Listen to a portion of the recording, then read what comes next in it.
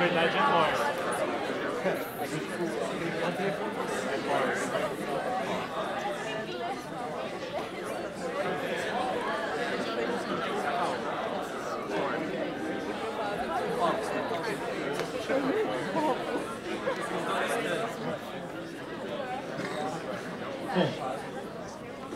Boa noite a todos. Gostaria de agradecer aqui a todos pela presença.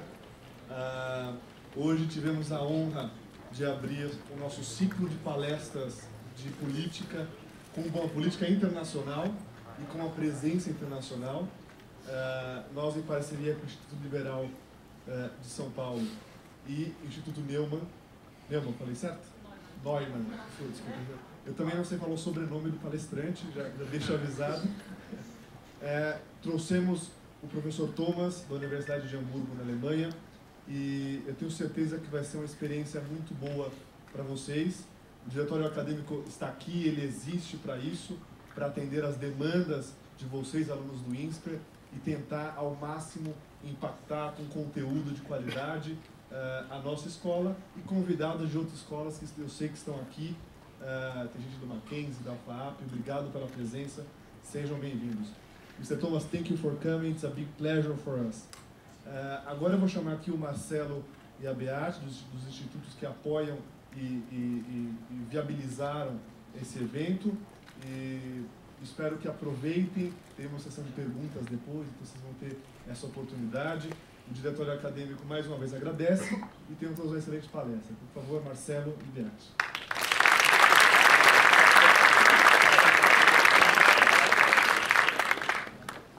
Bom, boa noite a todos. Eu sou do Instituto Liberal de São Paulo, é um instituto novo, tem 9 meses, e nós trabalhamos basicamente com divulgação de ideias de mais liberdade econômica, mais liberdade política, mais liberdade social. E nós, alguns até nos conhecem da internet, que então presença forte no Facebook. E nós trabalhamos bastante com palestras, com apresentações culturais e internet. Essa é a nossa primeira apresentação aqui no Insper, espero que é a primeira de muitas. Conteúdo tem muito para a gente trazer a vocês. Agradeço desde já o Diretório Acadêmico, na figura do Rodrigo, o Felipe Madruga, que fez nossa ponte com o Diretório Acadêmico. Espero que vocês tenham uma boa palestra. E vou deixar a palavra para a Beate, do Instituto Naumann, que possibilitou a presença do nosso palestrante. Obrigado.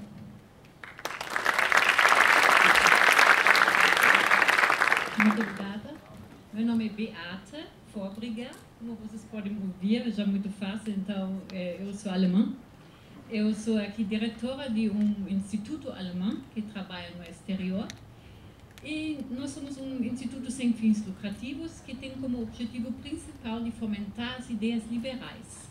Então, esse aqui é especialmente entre os jovens, porque achamos que os jovens têm a cabeça muito mais aberta, são muito mais críticos e interessados em aprender e questionar. Então, questionar as coisas, achamos uma coisa mais interessante para aprender mais. Então, quem não questiona, não aprende.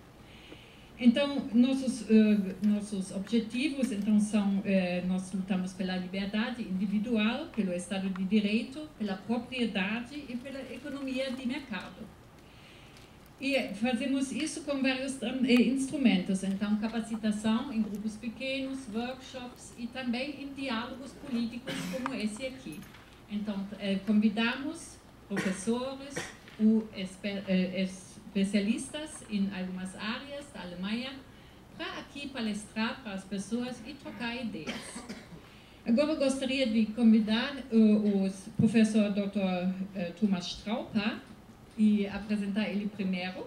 Ele nasceu em Unasee. Esse aqui na Suíça, em 1957. Ele estudou economia na Universidade de Bern, Suíça. Então, vocês estão vendo, ele não é alemão, ele é suíço. E desde 1999, ele é professor de economia na Universidade de Hamburgo. O Hamburgo é uma cidade bem no norte da Alemanha e que tem uma excelente universidade. Entre 2005 e 2014, ele foi diretor do Instituto Econômico Mundial de Hamburgo, que também é muito famoso, então se vocês gostariam de pesquisar, o siglo é HWWI, tá? Então tem o site também em inglês. Além de ser um membro não residente da Academia Transatlântica em Washington, D.C., porque ele está agora vindo de Washington, na verdade, e não da Alemanha nem da Suíça, ele também, ao longo da sua carreira profissional, ele conquistou vários prêmios através do Fundo Nacional Suíço. Ele é também colunista de um dos maiores renomados jornais alemães, Die Zeit, o Tempo, sediado em Berlim, o qual ele escreve semanalmente. E quem vai ler o Zeit hoje, então vai ver que ele fez uma coluna de hoje sobre o Brasil. Então, as impressões dele sobre o Brasil, porque ele chegou na quarta-feira e já estava fazendo férias aqui em São Paulo. Então, eu acho uma pessoa mais interessada em conhecer o Brasil, como fazer férias em São Paulo e ainda gosta, adorar, então é raro. Então, esse aqui é um ponto bem positivo. Ele também escreve para o jornal suíço Finanças e Economia, mas somente mensalmente. Desde 1994, ele faz parte da curadoria do Instituto Friedrich Naumann, que é nosso instituto lá na Alemanha. Então, ele é, na verdade, um professor de confiança da gente que sempre apoia a gente que não cobra honorário e sempre fica à disposição de discutir com jovens. Muito obrigada, seja muito bem-vindo o professor Straubhaar.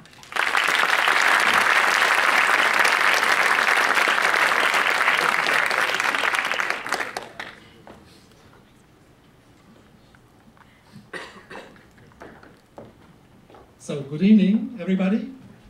Nice being here. Thanks for coming. Thanks for the invitation. Thanks to everybody who has made it possible to be here. It's a pleasure. It's an honor.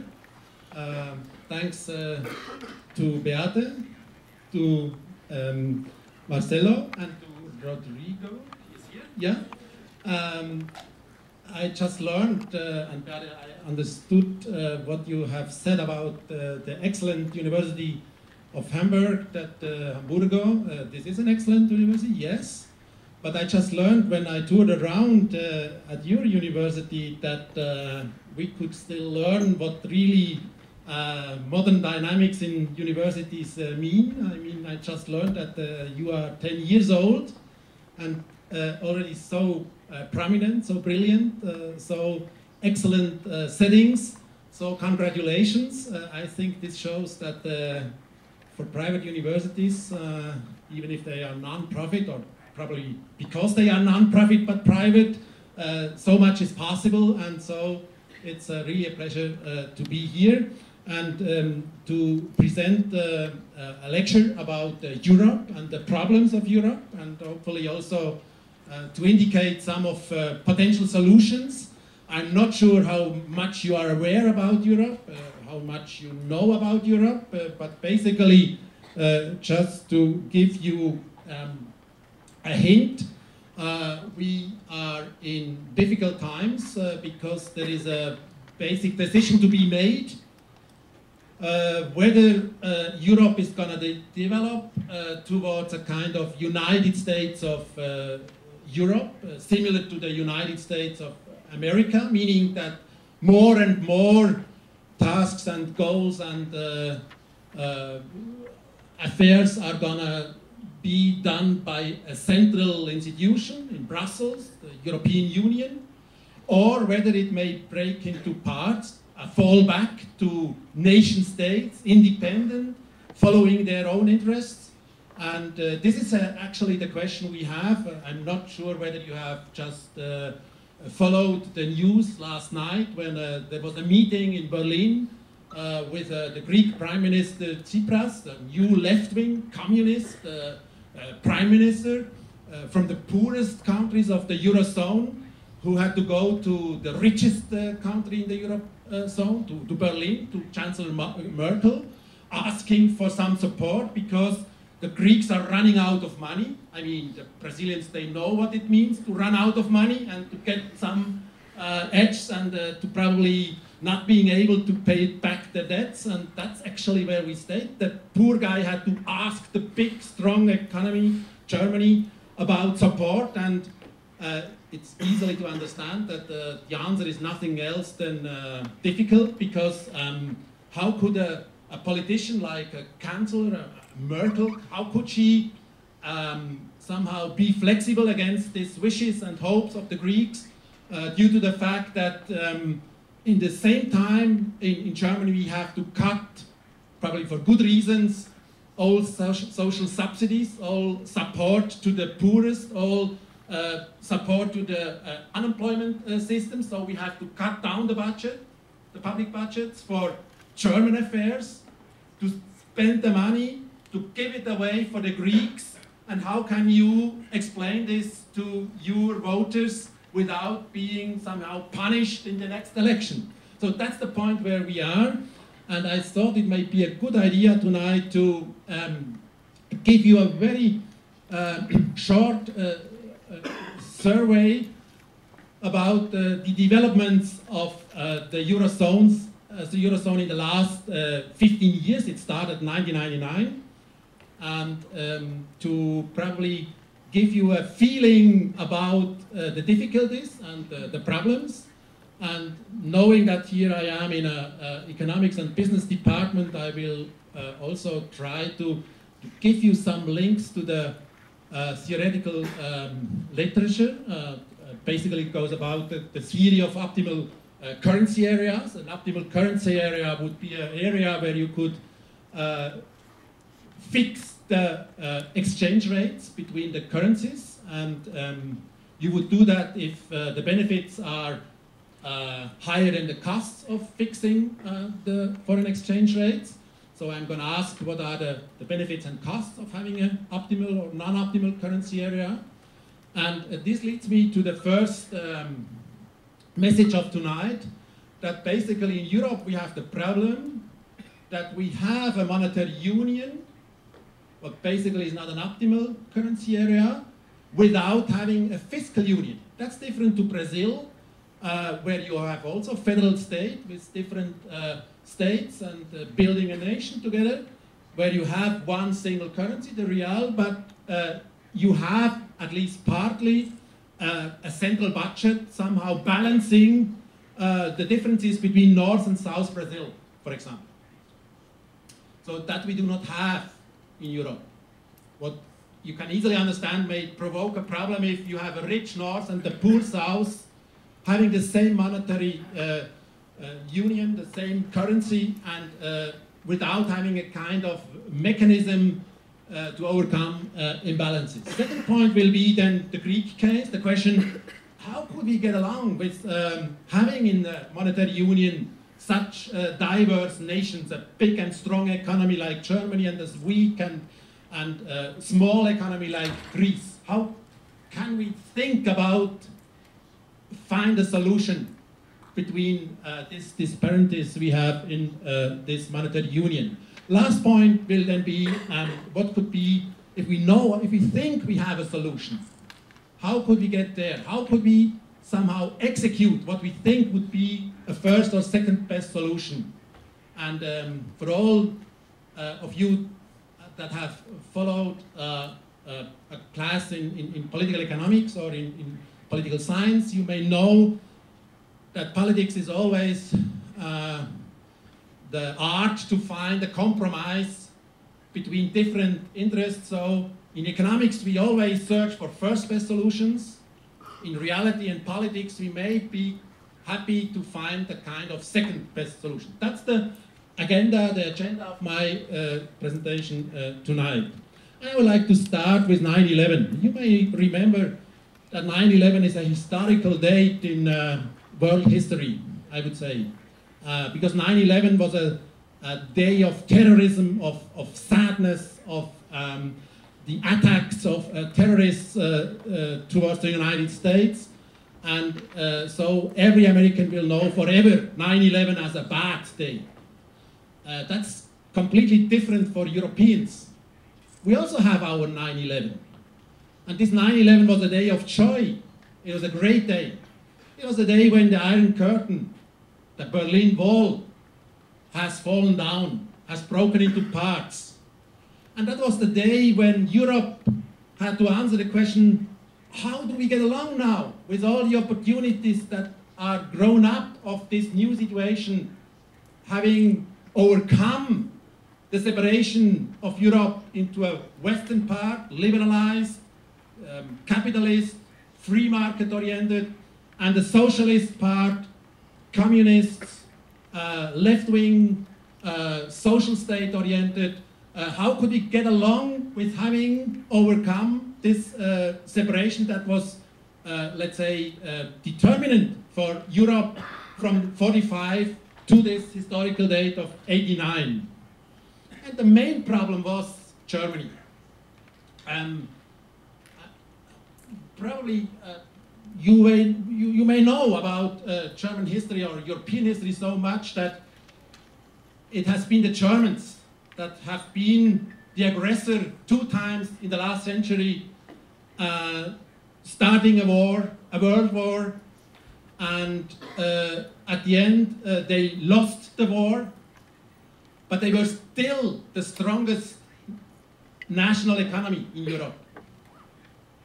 And one of the most important symbols of this German strength was the German mark. And the bad news for all the neighbors in Europe was that after World War II, basically it was the German central bank that has determined the monetary politics in Europe. And all the other nations, all the other central banks had more or less to follow the commands given by the German central bank from Frankfurt.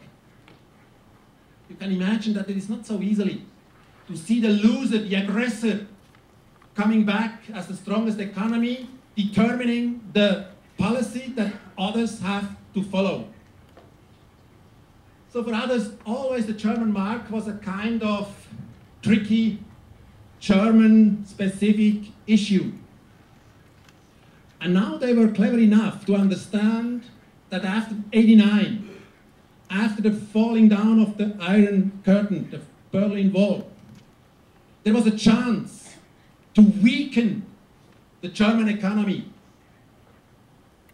sustainably weakening the German economy by taking the Germans away the strong German mark.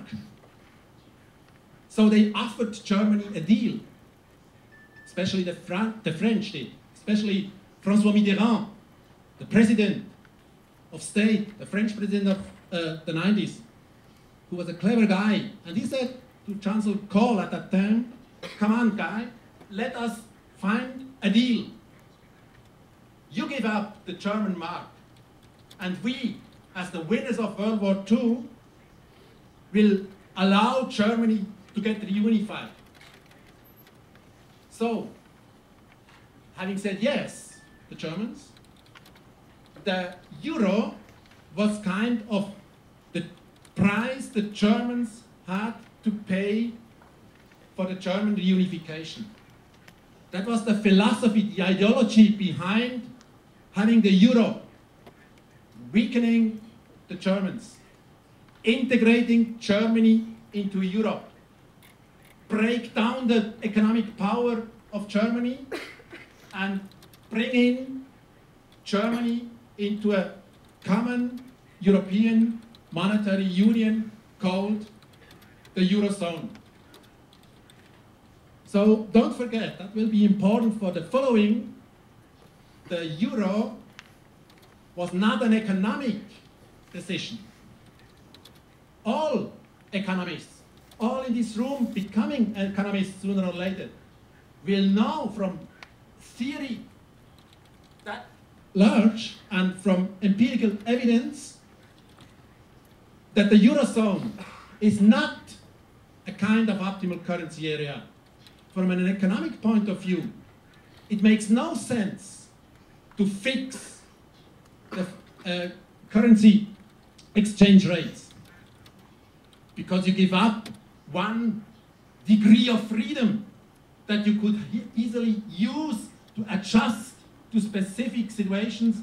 Fixing the foreign exchange rate means giving up voluntarily 1 degree of freedom. So it was not an economic point, it was a political point. So let us now look to the theory of currency areas. Why should we do it? What are the benefits and costs? What are the pros and cons of having a common currency? And let me start with the benefits. What speaks in favor, probably for Brazil, to make a currency union with its neighbors or with the US or other countries? What is the basic idea seen from the benefits behind building a common currency area with neighbors or other countries?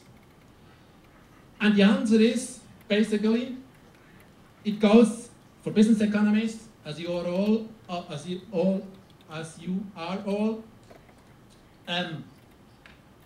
it goes about the size of the market. Market size matters. And the larger the market, also for monetary issues, for financial issues, for capital issues, the larger the market is, the lower the costs become to do business in this market. I think this is easily to understand for business economists, right? The size of the market matters.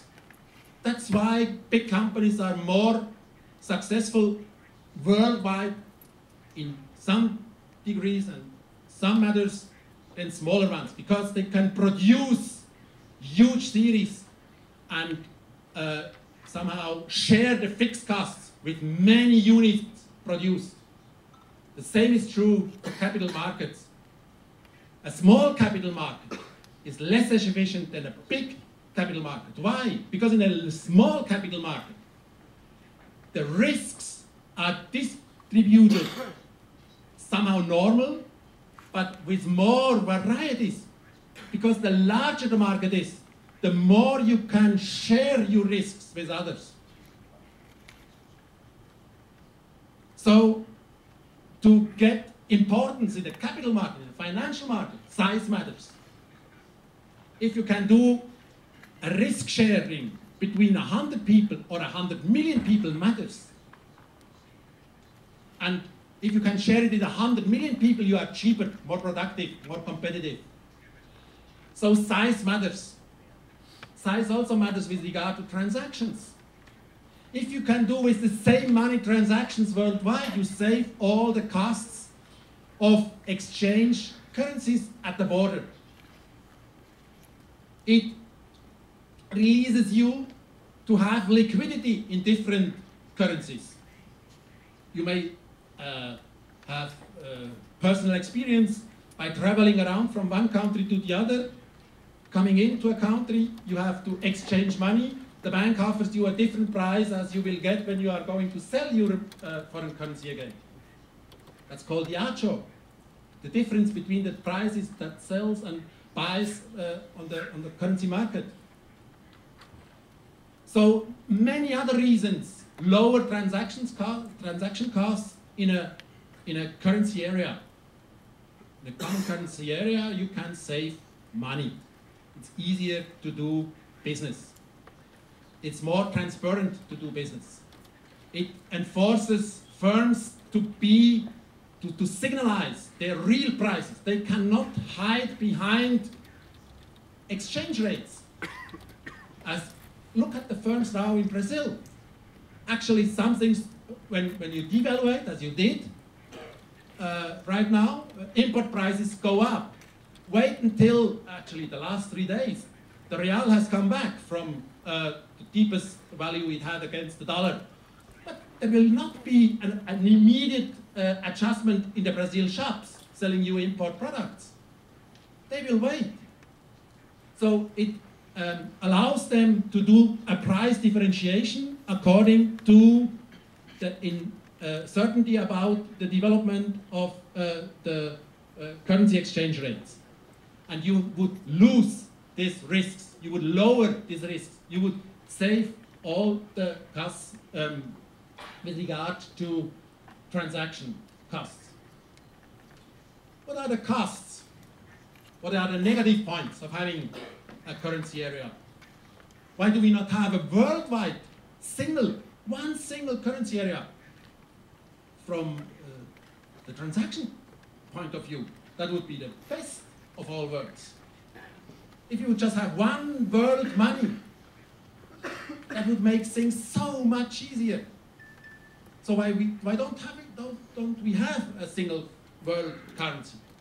The answer is here. Because there may be risks having one single currency.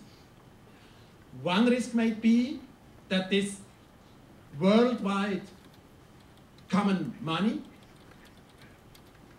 will not fit to the needs and specificities, to the specific needs and problems and settings of nation states.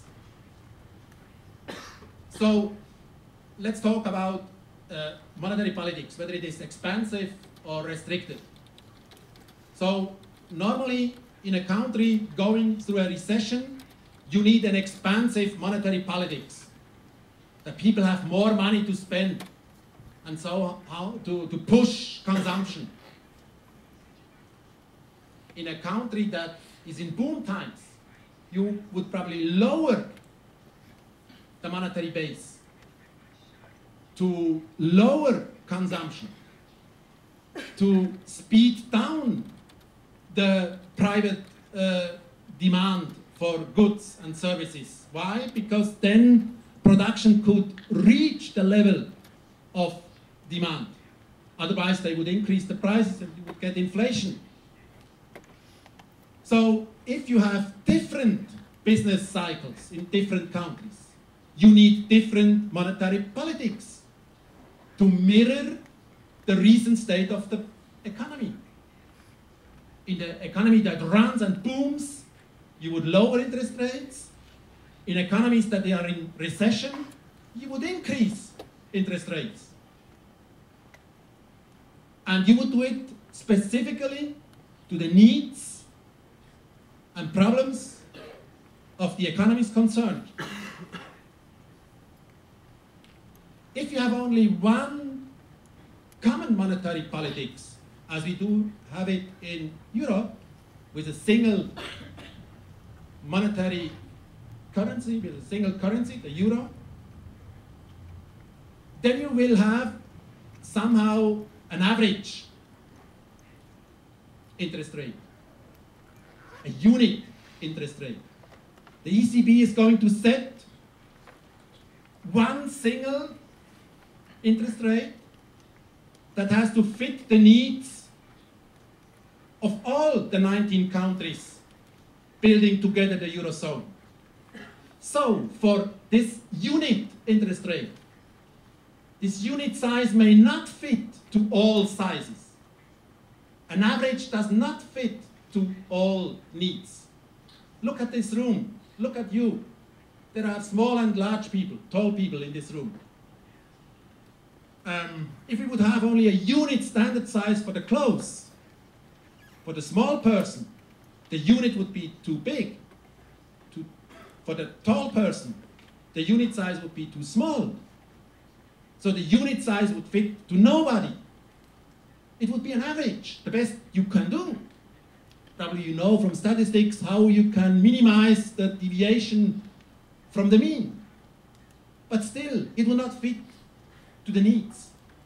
So having a single currency means you give up the freedom to execute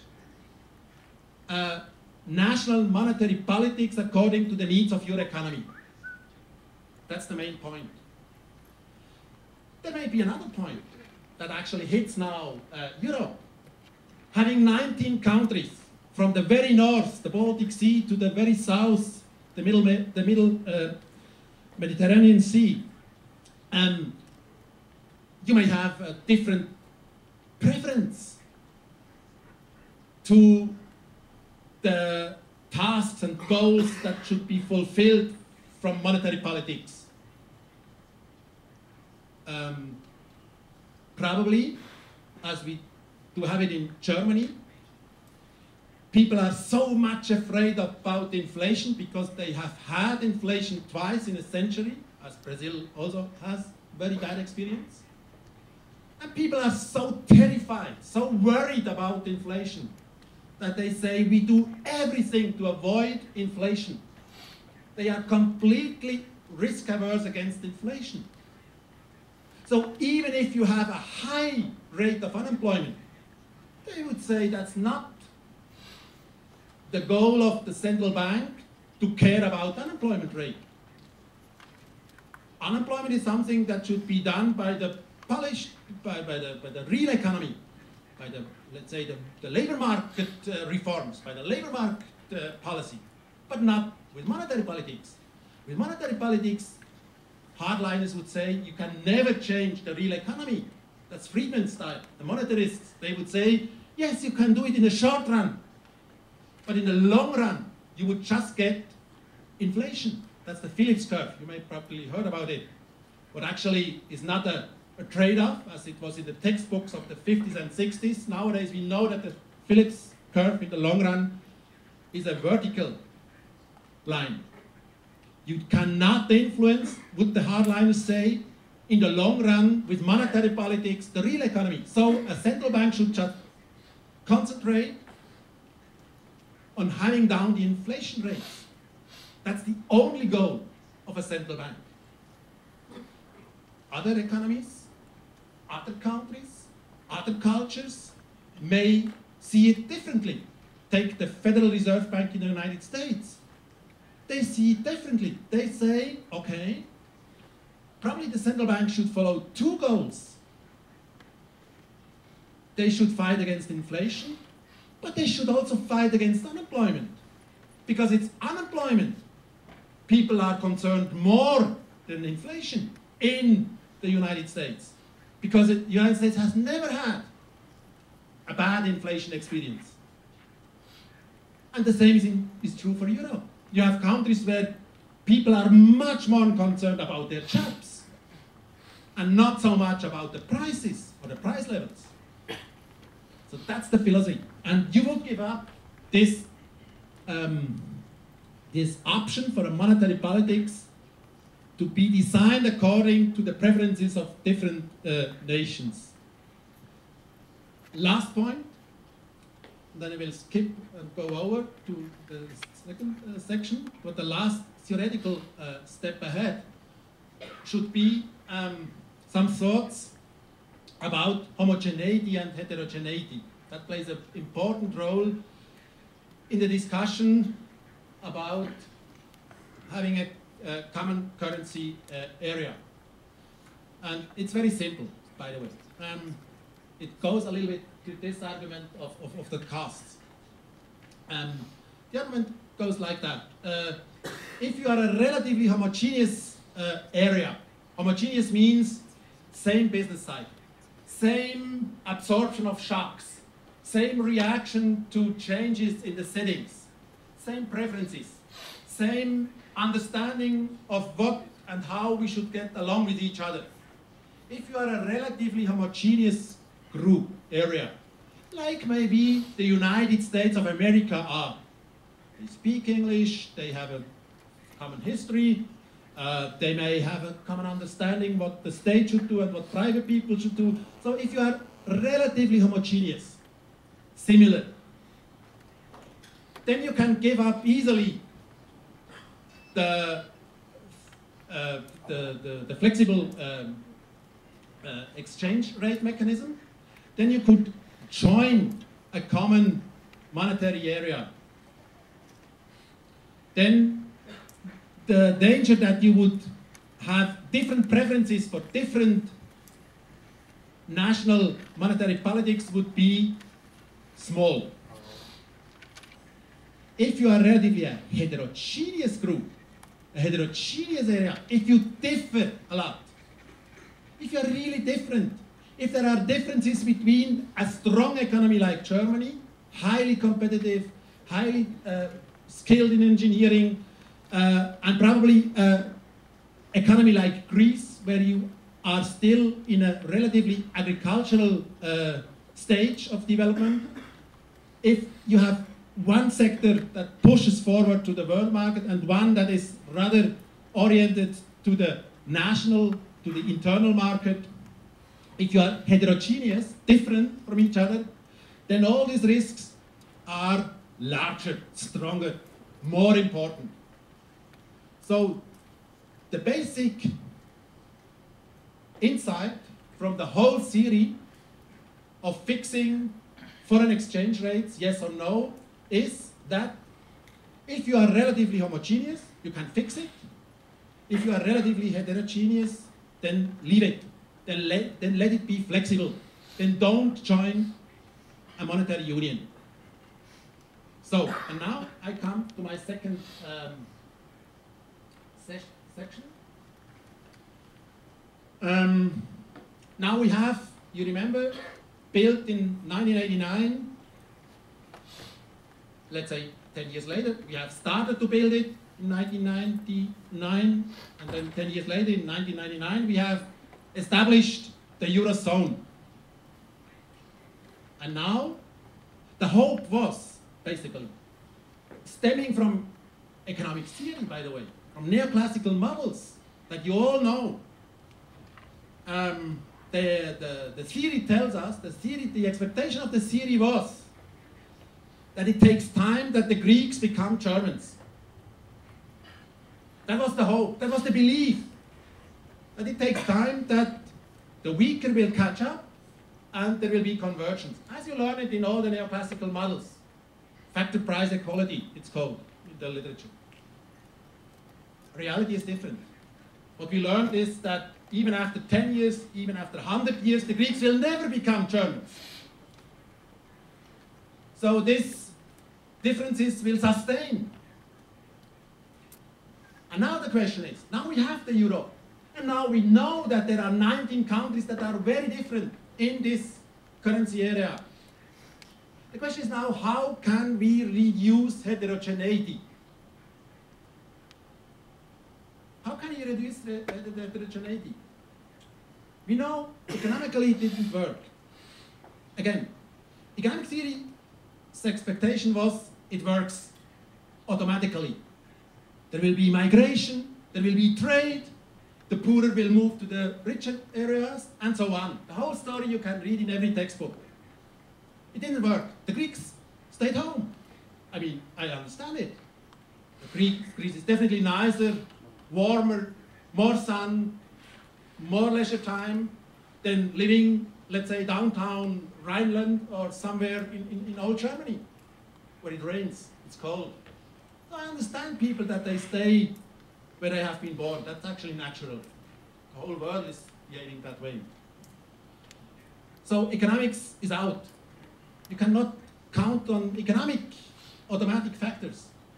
How then could you reduce heterogeneity in a common currency area? Very simple. From statistics, you know, there is a normal distribution. And how do you calculate means and deviations from the mean? You somehow have to cut tails, left and right. 5%, 5%, 10%, 10%, however you do it. To get the kind of the feeling, what is the mass, where is the most, let me say it this way, how representative is the mean according to the single solution. So you do the same with politics. To get a more homogeneous European economic area, just kick out the most heterogeneous members very easily, right? Then you get the homogeneous group. So either you kick out the Greeks and you shift the mean to the right, or you kick out the Germans and you move the mean to the left. But definitely you get more homogeneity if you cut the tails, right? That's statistics. So the basic message is, very easily. And that's where we have the discussion right now in Europe. That's why the Greeks have come, or the Greek Prime Minister has come to Berlin, to Germany. Is it either Greece leaving the Eurozone, or is it Germany going to leave the Eurozone? So we could think now about what is probably, or you could, actually there is a scenario B. For time reasons, I'm not going through it. You could, what you do in statistics, all the times, in statistics you try to build clubs, groups, clustering, that you try to somehow bring in a heterogeneous sample some homogeneity by building groups. You make big, smalls, whatever, middle size, and then within the group you would have a kind of homogeneity. Between the groups you would have heterogeneity. So you could do the same. You could say, let's find a compromise. Let's split the Eurozone into two parts. In one part you have strong economies, economies that are relatively sensitive to inflation, and in the other part you have the weak economies that are more concerned about unemployment than inflation. That's this north-south discussion. Let me now comment on these three scenarios. And let me give you the answer first. I don't think that one of these scenarios is feasible. And I'm now going to argue why not, why this is not an option, to have a reduction of heterogeneity by kicking out members or by making groups of members. Let me just start with the most recent discussion about the Grexit, Greece leaving the Eurozone. I mean, should the Greeks leave the Eurozone? I mean, Brazil is close to Argentina. And you may all know what happened in the 80s when the peso has devaluated, how the Argentinians have suffered from a devaluation. I'm not talking about Brazil. Be careful that you will never become an Argentinian case. Right now, I'm not so sure what happens in Brazil. Be careful. I mean, it goes fast, as you have seen. I mean, you lost 20% against the euro in the last 8 weeks. 20%. I mean, you know it. I mean, for me, it's great to be here. For you to come to Europe, it costs you a fortune. So, a devaluation of the money, of the currency, means you cannot pay for the imports anymore. And how should we just think about,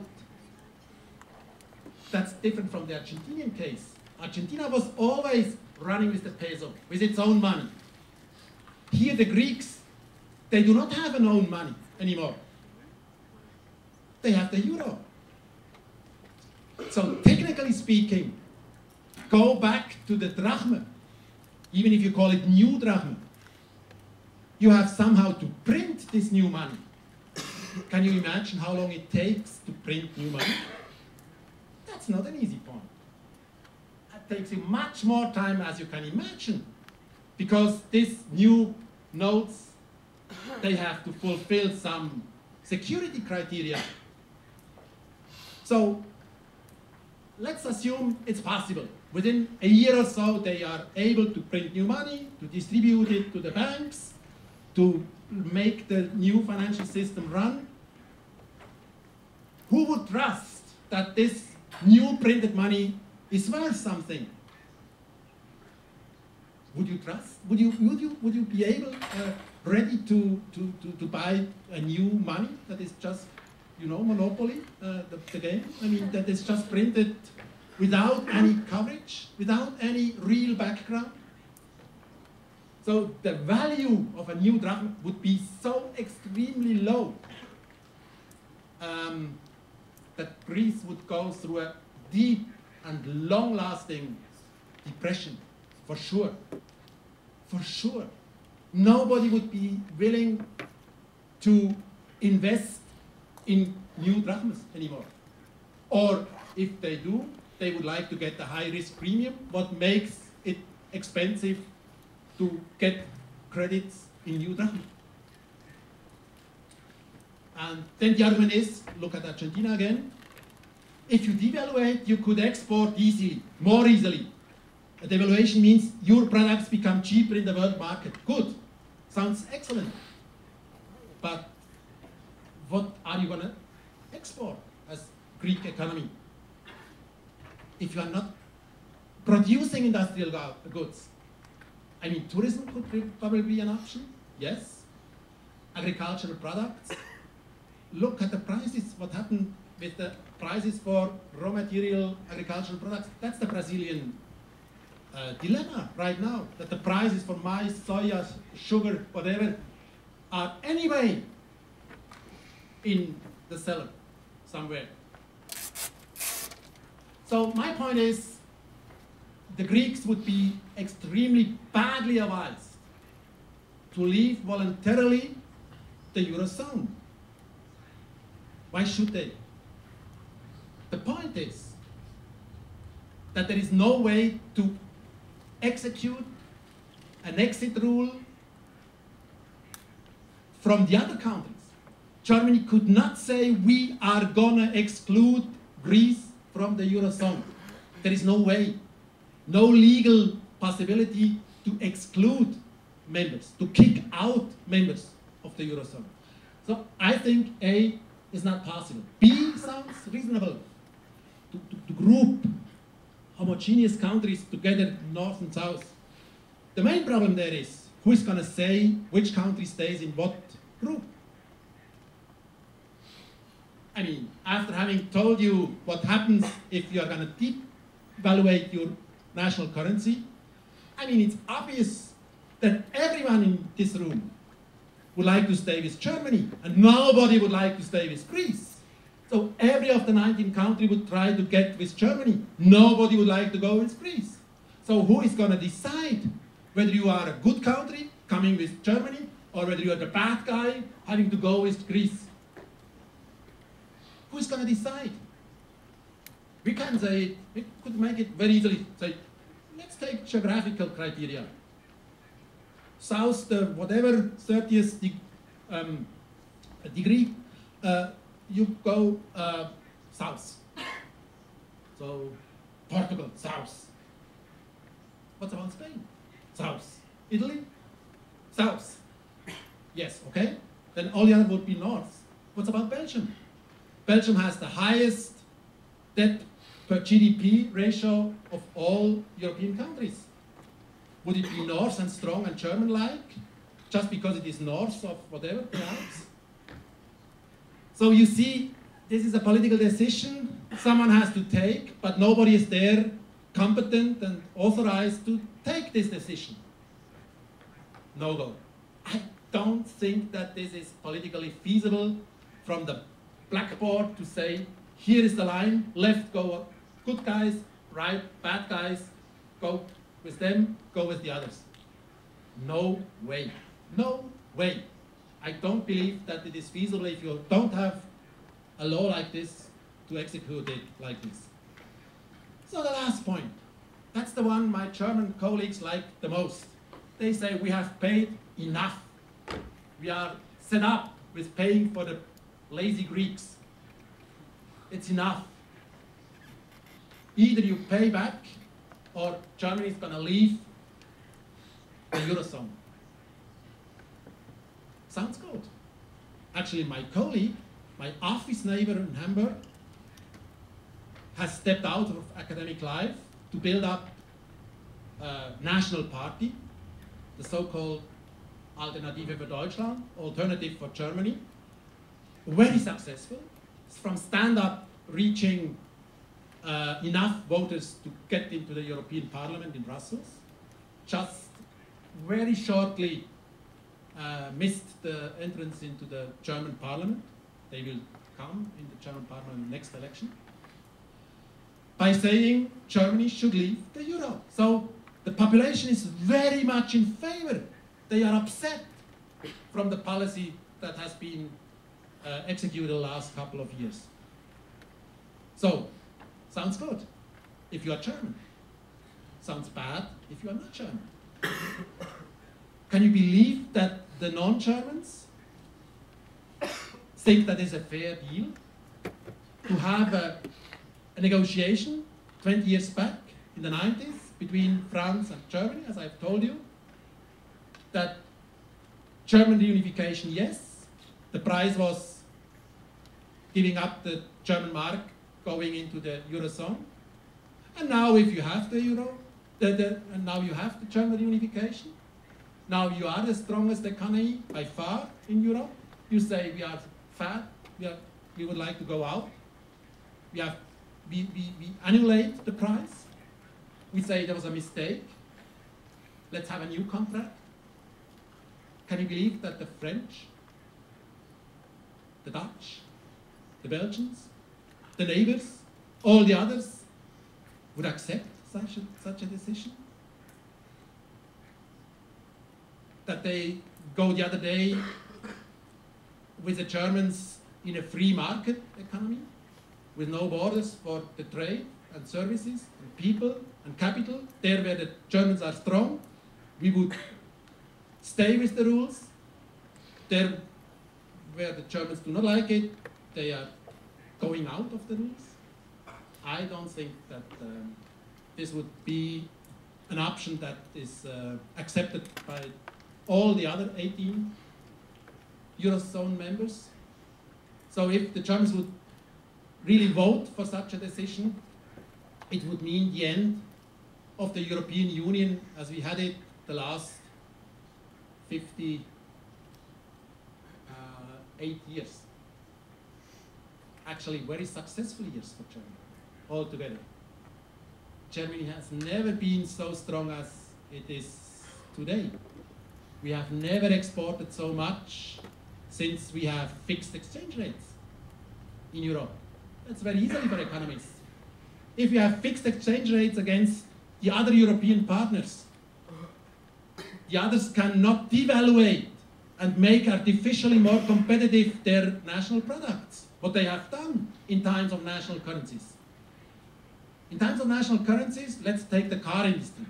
In times of national currencies, the Italians, with the fiat, have stayed in the market because whenever the Germans have increased their productivity, the Italians have devaluated the lira and have equalized, somehow compensated for the